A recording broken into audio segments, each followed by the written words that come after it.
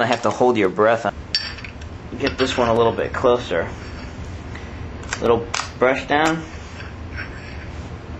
Little brush back. My brush backs aren't as much on these first sets because I don't have a lot of deltas to get rid of for the third and fourth sets. Okay, the stone on the side. There. Okay, that one ran in tighter. See, that darn near obliterated the second one. So that was too tight. And now's where, in order to get a really awesome pattern where they're tearing in, so many things have to be right. That's why these things are so difficult. So, a little more space. You can see how much thickness I'm pushing off this edge already. And I'm going to have to shut up and get in a rhythm, or else I'm not going to be able to do a nice pattern on this thing.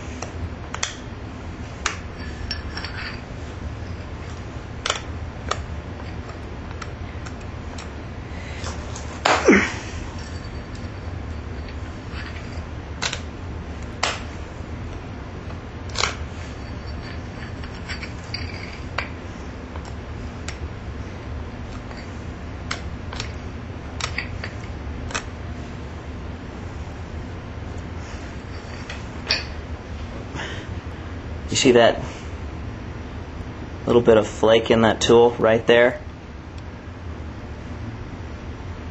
You can see that line? If you want to make a nice Sloan, every time that happens, you better turn the tool or grind that out. And this is where I'd have my apprentice napper. I was reading Ben's post on KRU about the apprenticeship and napping and task delegation and stuff, and that'd be one where one of my 9 kids would be on the sandstone slab right now grinding my pressure flakers. Alright.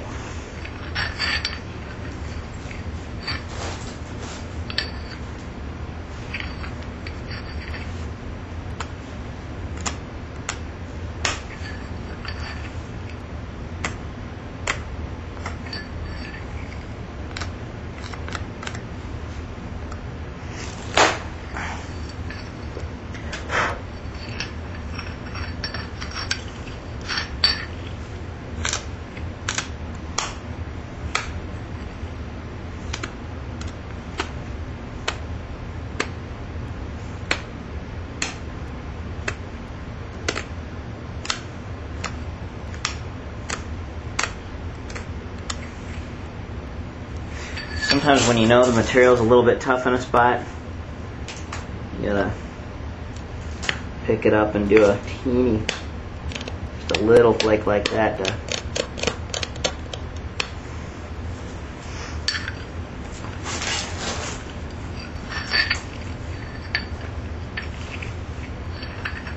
hopefully this focus is catching up as I move my arm around. Now here's where, after the 1, 2, 3, 4, 5, I should have about 20 some flakes per side. But here's where I start and I switch my tool over pretty soon.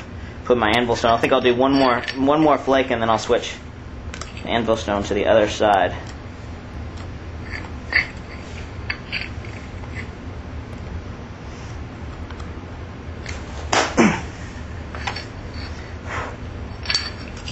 Okay.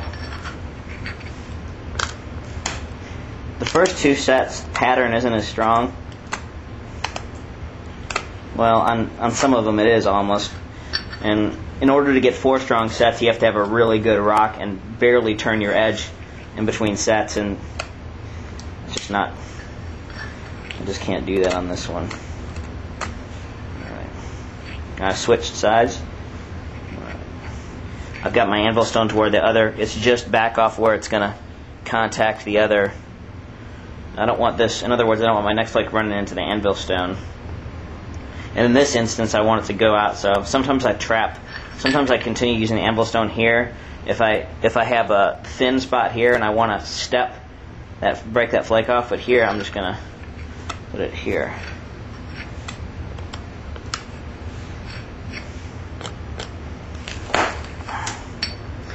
That one crushed a little bit. No, didn't do too good. Here's where the edge is thinner. I'm going to do one of these. Set up a little platform.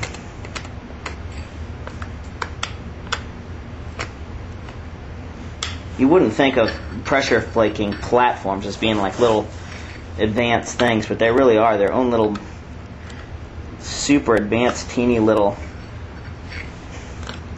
platforms.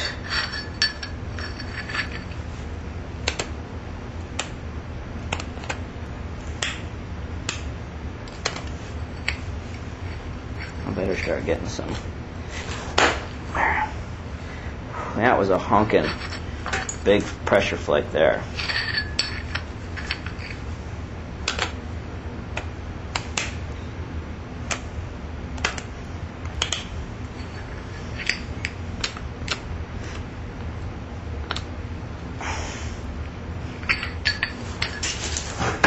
Felt if you see when I'm leaning forward, if I got something, I'm wearing a flashlight on my head because my dog dug out from underneath the fence and I was looking for him. He figured out the other day how to get out, and he's a Roman city dog. He's somewhere making trouble, and I hope he's okay.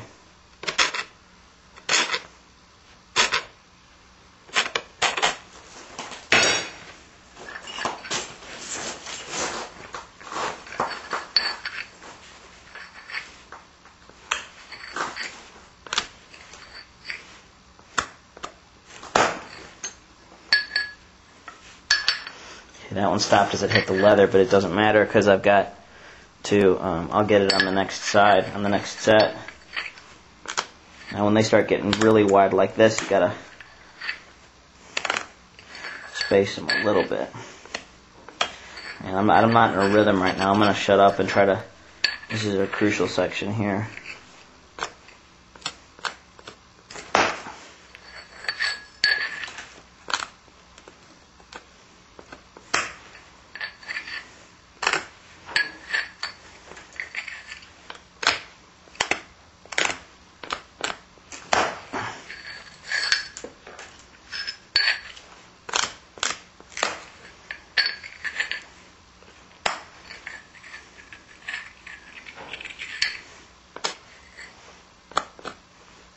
You can break these things on the thin ones when you're pushing off flakes that big.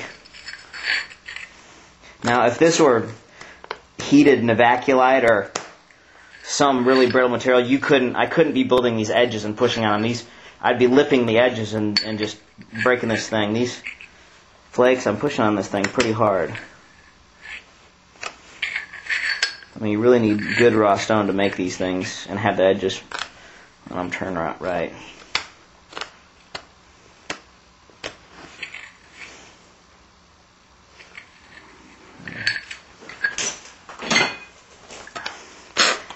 I don't be an anal about this, but all it takes is one crushed edge and you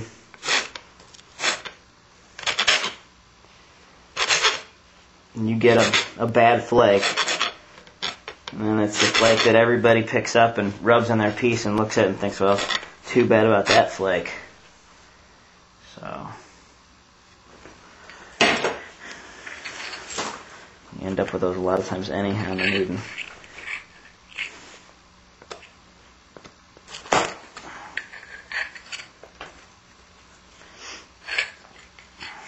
My first two sets are going to be a little wider. I'm going to space my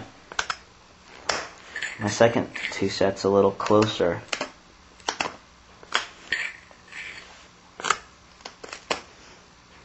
I'm sort of glad I'm videotaping this because I'm forcing myself to do things a little bit more meticulously than I normally would. Not that I don't meticulously, but I don't want to embarrass myself here. Now that one, I pushed in a little bit too much. These first two I was pushing up a little bit more. That one I pushed in, so now I'm gonna. You want to get everything consistent. You don't want to throw some up to the tip and some straight in. And in order to get a nice dog leg and a nice tear, you have to do the same thing every time. And a lot of that's just getting in the rhythm and having your